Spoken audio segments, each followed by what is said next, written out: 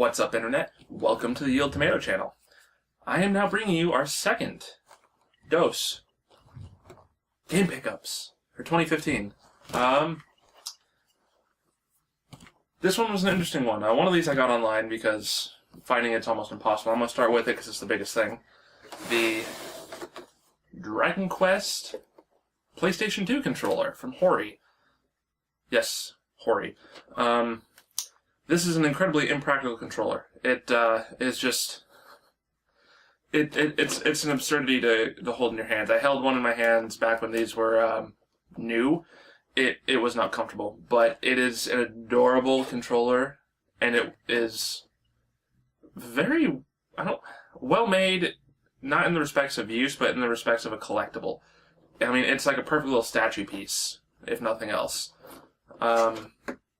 But it's a really cool thing, and I like having these oddities in terms of controllers and stuff, so that was kind of a cool thing to get. So that's just... put that down over here. The biggest thing, so I was going to start with that. Now, what is it? I got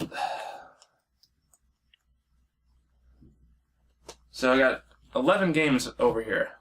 10 of which are far more common than another, but 8 of them all came from my friend's store. Wait, 8? 9 of them. No, 10 of them. Wow. All but one of these came from my friend's store. I'll start with the one that didn't. It'll be easier. It's Thousand Arms. And there goes this one. Thousand Arms is one of those odd RPGs brought by Atlas.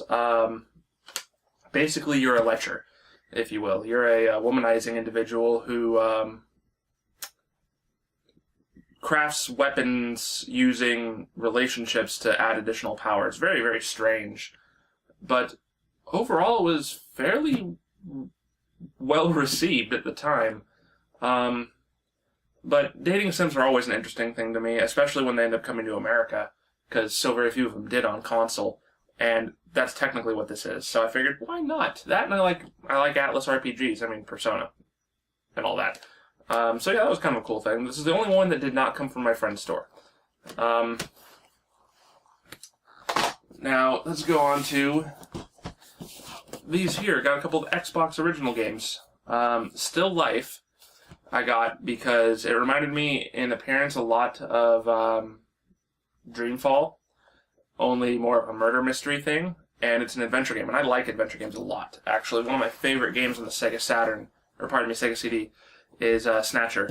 So anything that's an adventure game, if it's on console, I'll tend to, give it a shot at the very least, because they can be done so well. Though Snatcher was not a 3D exploratory game, like Still Life is, it's also in the same vein of Indigo Prophecy. And Indigo Prophecy is one of the better PS2 games out there, in my opinion. At least when it comes to adventure games, it's one of the better ones. So, Still Life looked interesting, and it was inexpensive enough. I figured, why not? I'll go for it. And then, I also spotted at my friend's store Shenmue 2 for the Xbox. And this actually does have the Shenmue the Movie disc.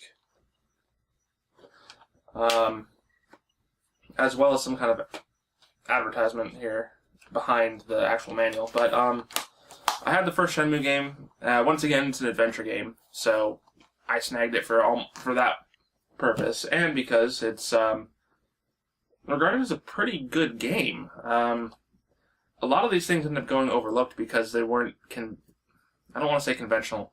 They weren't appealing to the vast majority of the players at the time, which the time of the Xbox was quite literally the time of the FPS on console. I mean, it just got...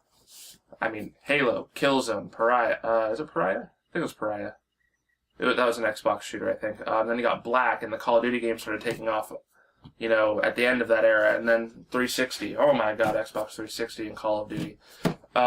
Anyway, so, yeah, adventure games and Xbox original games were kind of cool. I still need to get Dreamfall, I believe. But now we're on the PS2 games. Now, my friend's shop, he has this thing going now where unless it's like a $25+ PS2 game, he just puts it on the PS2 shelf, and all of his PS2 games are 5 for $20, or they're $5 a piece. So I picked up a handful of games here. Some of them are pretty common, just in general, and I have had in the past. Others I had thought about but never picked up. One of which was Ape Escape 3. I really enjoyed the first Ape Escape, and I never played the second one, and when I saw this sitting on the shelf, I was like, you know what? I think it's time to go back to these, because these were really, really fun and creative games. I also got Sly Cooper 3, Honor Among Thieves. It's a stealth-based game, so it kind of is up my alley. Stealth games are one of the bigger things I like to play and collect, so that was a no-brainer for me. This was an anime-based game, actually, called Gungrave Overdose. Gungrave was a very interesting anime because it confused me a lot when it was airing on Adult Swim because of the main character's name. I would have Adult Swim running a lot of times in the background when I'm messing around on my computer, and occasionally I would hear Brandon. So I'd look around and be like, am I losing my mind? And it actually took me about 2-3 weeks to realize that the main character of the anime, his name is Brandon Heat, and they refer to him as, of course, by his first name, Brandon. That is my name. So about 2-3 weeks, I was like, what is going on? Am I losing my mind? Because remember, it was only on Saturdays when they were running at, so that really, really threw me off and confused me for a while. Of course, I'm laughing about it now, because that's what I get for not paying attention. This next one's a Hideo Kojima game, Zone of the Enders. I love mech games. I love Kojima. If you couldn't tell from one of my favorite Sega CD games being Snatcher, and Metal Gear is a stealth-based game, which I play religiously almost as well. And then, of course, mech games. I mean, come on. What's not to like about this? Getting the originals on the PS2 is recommended because a lot of people actually are under the impression and believe very truly that the HD collection slowed down the gameplay pace. So to get a faster paced gameplay, you'd actually have to play it on the PS2. So it's part of the reason why I picked up this one. Now I need to get the second runner. Next up, I picked up the first Devil May Cry again. I have the HD collection, but I prefer having the original releases of games if I can help it. So, of course, I went ahead and picked this up. This will also come in handy for, quite possibly come in handy for another thing I'm working on for the channel that you may or may not see in the near future. You'll probably see it in the future, but how soon is a whole other story. Gotta love the Devil May Cry games, though, and the history behind those. This next one isn't in the original case, but I'll fix that later. It's got the cover and the manual. And that would be a Devil May Cry clone from the creators of Devil May Cry, or at least from Capcom, the Chaos Legion. I played this a little bit, and it was very interesting. I mean, you had multiple devil triggers you could select, essentially, and that would change your style of specials and all that. Really fun hack and slash game. The story, I had a little bit of trouble following when I first played it way back when, but I like the character designs, I like the enemy designs. It looks like it'd be a really fun game, and I like Devil May Cry's gameplay, so there's no reason not to pick it up. Now, this next one, this is the last one for the video. Oh, no, it's not. Pardon me. I've got one more after this one. PSP, Lunar Silver Star Harmony. Much like my friend's store, whenever something I'm actively searching comes in, I'm usually in the store when it shows up. That's kind of like my luck. Like, my first copy of Rule of Rose I got happened to wander into a store when I was in there. Same thing with my copy of Earthbound, which I have now complete. But it's just like, of course, I'm looking for something and it shows up. It's just weird luck with me. It's not the collector's box, it's just the game itself, but I can either pick up the goodies later or get a collector's box edition. I'm not sure yet on it. We'll see. But, you know, I've played a little bit of the Lunar games, and I actually had a lot of fun with it, so... And I love RPGs, so there's no reason for me not to get it. I might as well complete the collection while I'm at it. Okay, now this last one.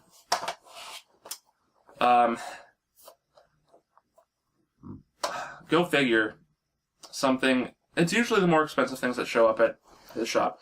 I'm just at my buddy's shop, like, every other day, and when I end up going in there, and somebody that I'm actually familiar with that lives in the area as well, he comes in with a huge slew of Xbox 360 games and, like, other little knick-knack games here and there, and he had 2 Super Nintendo games, one of which was Lemmings, and the other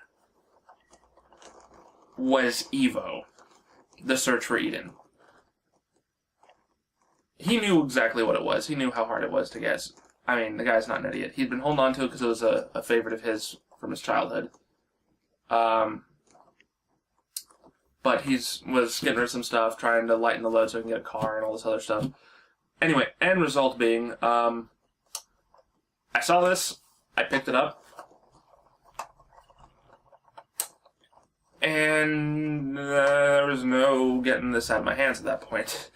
Because I'd actually been looking at a couple copies online I was considering getting, because I had some PayPal cash I'd been saving up from little things selling here and there. So instead I ended up buying it from my friend at his shop, go figure. So slowly but surely I am getting the hard-to-get Super Nintendo games that I'm still after. There's only about 4 or 5 really expensive ones left that I would like to own based on the gameplay and what I've played of them. I don't go out and fork bunches of money out just to do it. I actively seek certain games because I have tried them and I enjoy them. I'm actually actively after Wild Guns at this point. I would like to have Hagane. I don't see that happening. And Ninja Gaiden Trilogy would be good as well. But like NES stuff, I've played Little Samson. My friend had a copy of it. I really want that game. That game was so good. It depresses me that he had to sell it because he needed to get money for rent. And then immediately after he sold it, some of his fellow writer friends online, because he does a lot of freelance work for like GameSpot, IGN, Joystick, stuff like that. Some of his fellow writer friends actually gave him money, and it was enough for him to not have to sell anything else at the time. It was really unfortunate to see that thing sell. I'm so blessed to have been able to play it before he had to get rid of it, because the game was so good. It was so well crafted. I don't think you could find I mean, in my opinion, it's one of the best NES games out there. It was that good. And it's really unfortunate that so few people got to play it. But, yeah, so there's a handful of expensive things I'm still after, but one more off the list. Yeah. Love that. So this just goes onto my Super Nintendo collection rack behind me, over in this general area. Yeah, so that was exciting. Who knows? Maybe I'll play it on the channel. Maybe I won't. Who knows? Mostly just got Let's Play still coming right now. Got some other things I'm going to be bringing back from the dead on the channel. If you look back far enough, you'll probably see them. But the formula's been completely reworked. If you guys aren't familiar, it was Lost Saves. We're redoing the way we do things a little bit on it. That'll be coming eventually. Hopefully soon. I'm trying to get a nice build up before we start putting them up. Kind of close. Getting closer. If you liked the video, guys, click like, please. If you want, share comments. I'd really like to know what you guys think about some of these games. I have not played Gungrave Overdose, Sly, Ape Escape. I actually haven't played Still Life either. Do you guys have any opinions on these games? I'm really curious on what your guys' thoughts were on them. I don't necessarily want a full review, mind you, but, I mean, what you liked, what you didn't, a couple little thoughts here and there on them, that'd be really cool to have shared. If you guys want to stay tuned and stay up to date on videos, whether it be pickups, Let's Plays, or whatever else I choose to throw up at random, please subscribe to the channel. I try to get videos up every week. In fact, I've been pretty good about getting at least one video every week, whether it be a Let's Play video or one of these. Who knows, maybe I'll try and do more updates like this, or the e.v.o video, or whatever. So, yeah, like, comment, subscribe, and join us for some more gaming next time, guys. Thanks for watching.